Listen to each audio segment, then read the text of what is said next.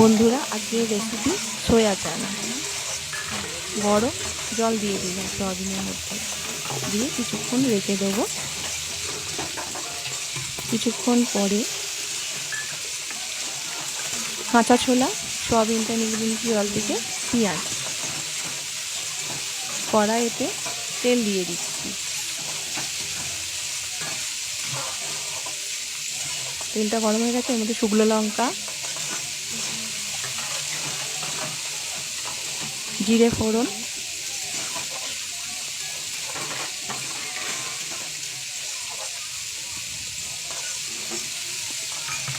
সামান্য একটু হিং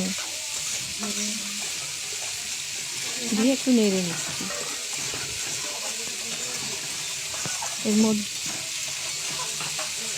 এর মধ্যে পেঁয়াজগুলো দিয়ে দিলাম। পেঁয়াজটা দিয়ে পেঁয়াজটা একটু ভাজবো, একটু নেড়ে নিচ্ছি পেঁয়াজটা ভালো করে।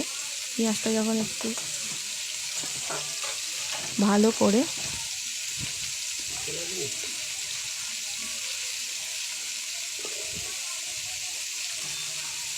ভাজা হয়ে যাচ্ছে পেঁয়াজটা, এবারে এর মধ্যে সয়াবিন দিয়ে দিলাম। সয়াবিনটা দিয়ে একটু নেড়ে চেড়ে নিচ্ছি।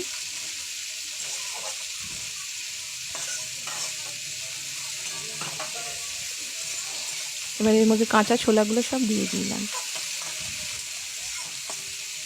কাঁচা ছোলাটা দিয়ে এর সাথে একটু ভালো করে ভেজে নেব।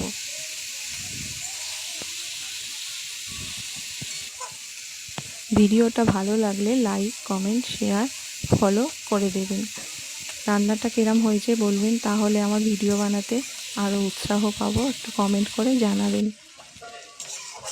নুন দিয়ে দিলাম, হলুদ দিলাম,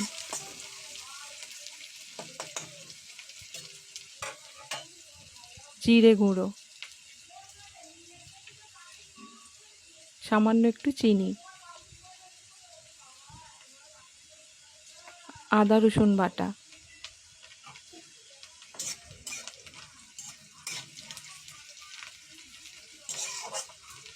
দিয়ে মশলাটাকে ভালো করে কষাবো। গুঁড়ো লঙ্কা, টমেটো বাটা দিয়ে মশলাটাকে ভালো করে একটু কষিয়ে নিচ্ছি, যাতে কাঁচা গন্ধ না ছাড়ে। ভালো করে একটু নেড়ে চেড়ে নিচ্ছি। ইউটিউবে আমার এম দেবনাথ কিচেন আছে, আপনারা একটু সাবস্ক্রাইব করে নেবেন। সয়াবিনটাকে ভালো করে কষিয়ে নিচ্ছি।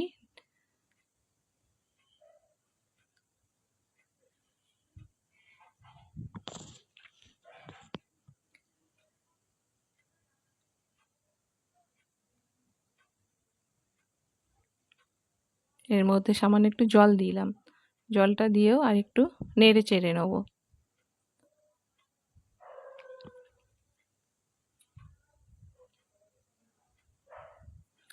ভালো করে একটু নেড়ে চেড়ে নিচ্ছি। এর মধ্যে জলটা দিয়ে দিচ্ছি। জলটা দিয়ে একটু নেড়ে নিয়ে কিছুক্ষণ এটাকে হতে দেব।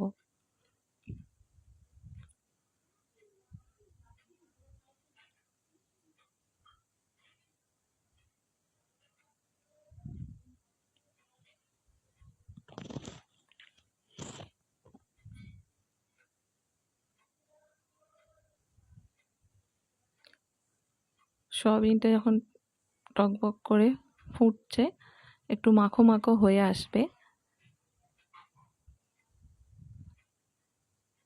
এই যে মাখো মাখো মতন হয়ে এসছে, গরম মশলা দিয়ে দিলাম। মাখো মাখো হয়ে এসছে সয়া চানা। এইভাবে আপনারা বানাবেন, এটা ভাত, রুটি সবের সাথেই ভালো লাগে খেতে, দারুণ খেতে হয়।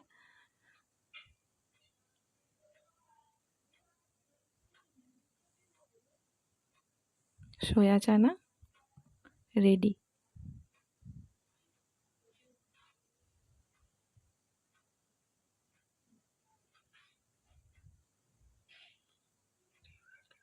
ভিডিওটা একটু কেরাম লাগলো একটু কমেন্ট করে জানাবেন বন্ধুরা।